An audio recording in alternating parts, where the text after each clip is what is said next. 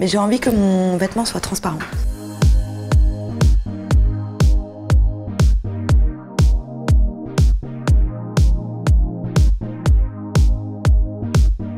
En fait, une marque éco-responsable, il faut qu'elle ait des valeurs fortes, qui soient l'alliance de l'écologie et de l'économie. Donc moi, j'ai voulu avoir des engagements qui soient celui de l'upcycling.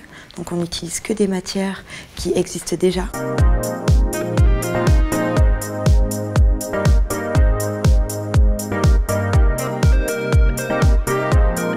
J'ai voulu travailler de manière sociale avec des gens en difficulté qui sont sous contrat en chantier d'insertion, de manière locale, toujours en France.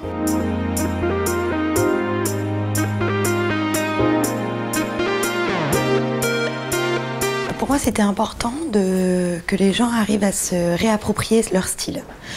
Moi, ce que je trouve dommage dans la fast fashion, c'est que finalement, tout est une copie des maisons de couture et que chaque saison, on nous propose un style différent qui nous appartient certainement pas.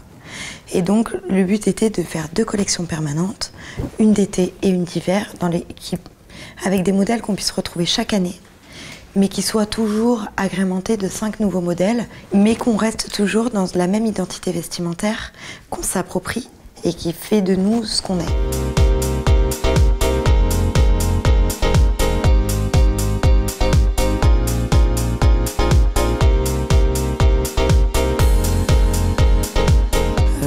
On grossit, on maigrit, on est enceinte, on n'est plus enceinte.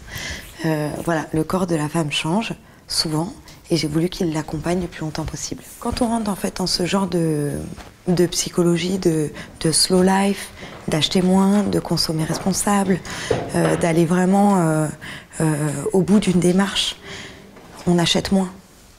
Et quand on achète moins, on achète mieux. Et quand on achète mieux, on achète plus cher, mais on achète pour le garder. Donc, en termes de durée, on finit par faire des économies.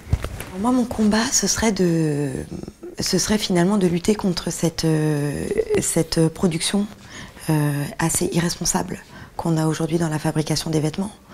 Faut pas oublier que l'industrie textile, c'est la seconde industrie la plus polluante au monde. Donc, si on privilégie des créateurs qui ont cet engagement fort et qui leur coûte aussi, parce que c'est pas facile de choisir cette voie, eh ben, on se dit qu'on peut aussi économiser énormément de nos ressources. Il faut vraiment aujourd'hui que le consommateur comprenne qu'il y a plein de marques qui existent, qu'on est tous engagés et qu'on les attend.